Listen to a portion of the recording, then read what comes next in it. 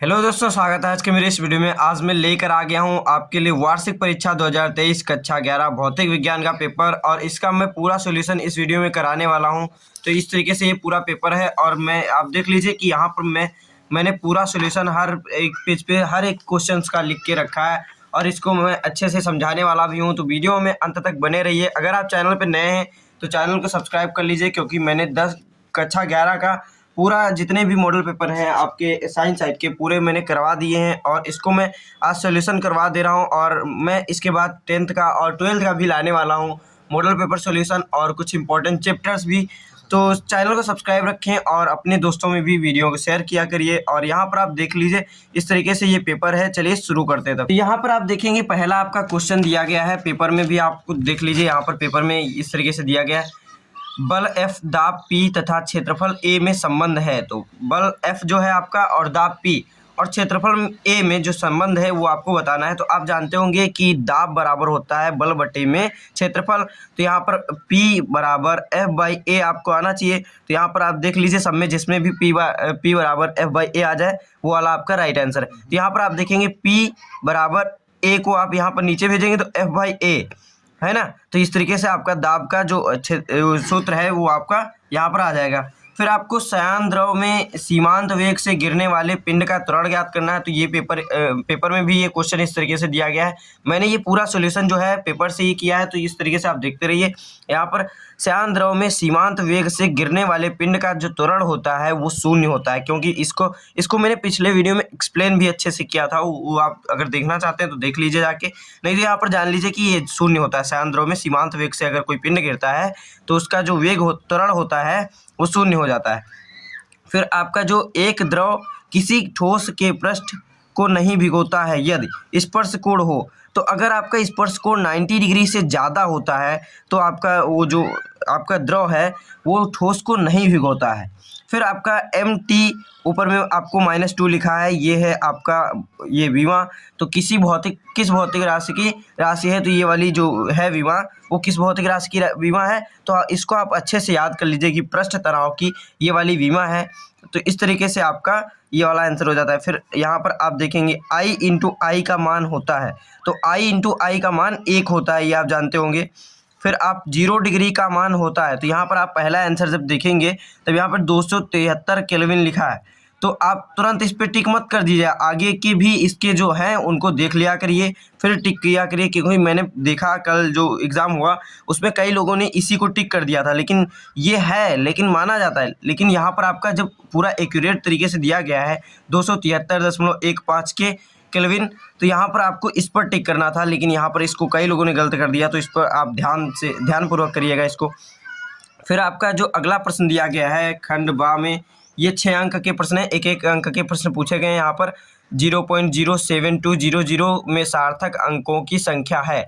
तो इसमें जो सार्थक अंकों की संख्या है वो 4 है, क्योंकि दशमलव के बाद जो आपके अशून्य अंक होते हैं वहाँ से आपको ये सार्थक अंकों की संख्या गिनना होता है।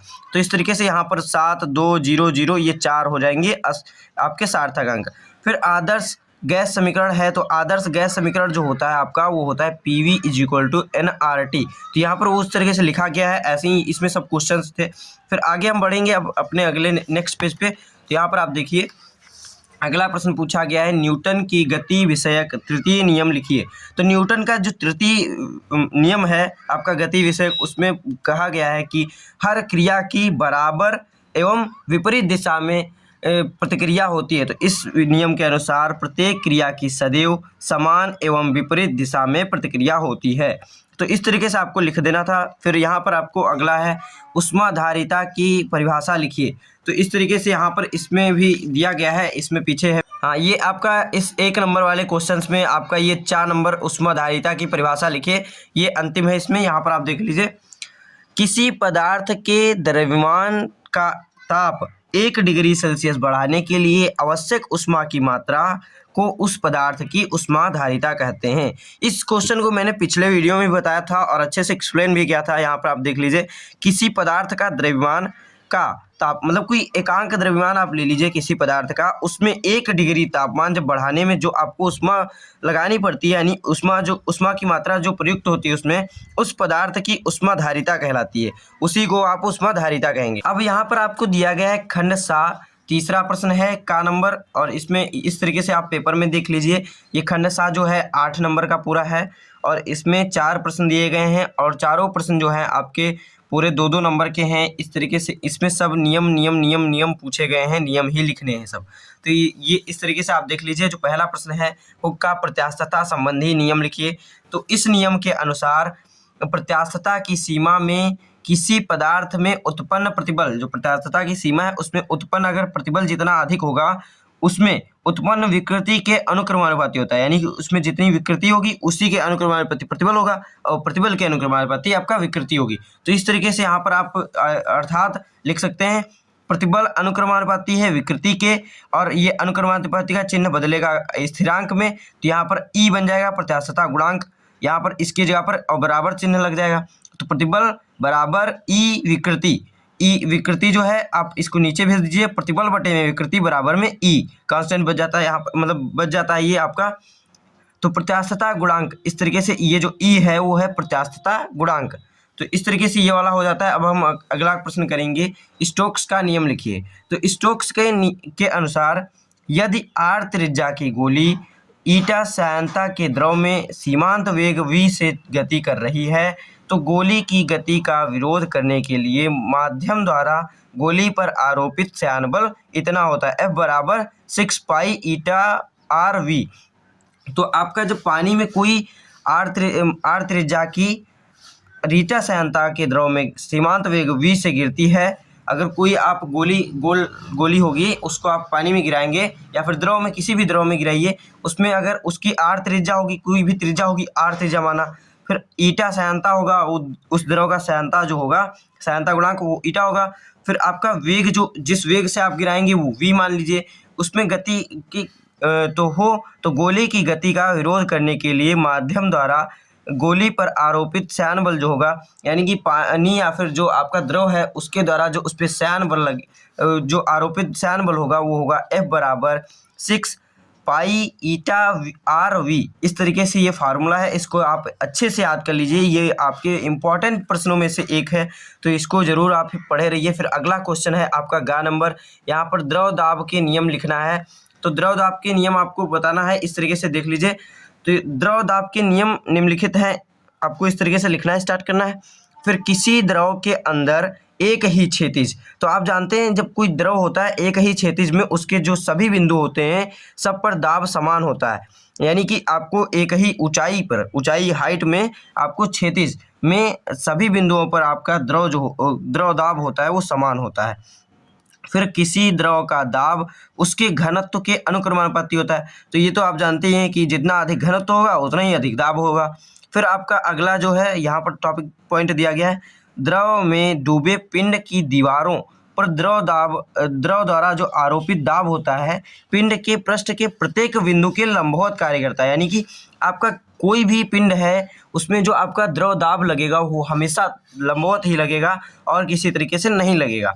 फिर स्थिर द्रव में के भीतर किसी भी बिंदु पर दाब मुक्त पृष्ठ से उस बिंदु की गहराई के अनुक्रमानुपाती होता है। ये तो आप जानते हैं कि मुक्त पृष्ठ से जितना अधिक गहरा होगा उतना ही उसके जितना गहराई बढ़ेगी उतना ही उसका दाब बढ़ता जाएगा। तो इस तरीके से आपका द्रव दाब के नियम हो जाते हैं, बहुत ही सिंपल हैं। फिर आप अब देखेंगे अगला जो है पेज, उस पर हम लाते हैं ये टार्सली का नियम। यहाँ पर अगला आपका पेपर में दिया गया है टार्सली का प्रमेय लिखिए। तो टार्सली का प्रमेय यहाँ पर अगले पेज पे मैंने लिखा है, तो इस तरीके से आप देख लीजिए। अगर आप वीडियो को अभी तक लाइक नहीं किए हैं तो सबसे पहले वीडियो को लाइक कीजिए, अपने दोस्तों में भी शेयर करिए। अकेले देखकर आप क्या करेंगे और अपने दोस्तों में भी शेयर करिए तो साथ में देखें तो वो भी कुछ सीख लें। यहाँ से आप देखेंगे टार्सली का प्रमेय लिखिए। तो किसी छिद्र से किसी द्रव के बहिस्राव जो होता है, यानी कि ये जो टार्सली का नियम है वो किसी छिद्र, यानी कि कोई आपका मान लीजिए टंकी ही है उसमें कोई आप कहीं पर छेद करते हैं तो उससे जो बहिस्राव होगा, जो बाहर की तरफ पानी निकलेगा, उसका जो वेग है वो आपको इसमें बताने के लिए ये टार्सली ने प्रमेय दिया है। बहिस्राव का वेग उस वेग के बराबर होगा जो कि द्रव अपने स्वतंत्र तल से छिद्र तक स्वतंत्रता पूर्वक गिरने में प्राप्त कर लेता है।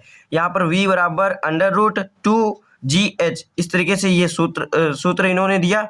फिर यहाँ एच जो है, एच ये जो है ये पात्र में छिद्र की गहराई है, यानी कि टंकी के से जहाँ ऊपर जहाँ तक आप पानी भरें उस लेवल से जहाँ तक आप नीचे छेद किए हैं वो जो एच है वो वाला आपका ये पात्र का मतलब पात्र के छिद्र की गहराई हो जाती है।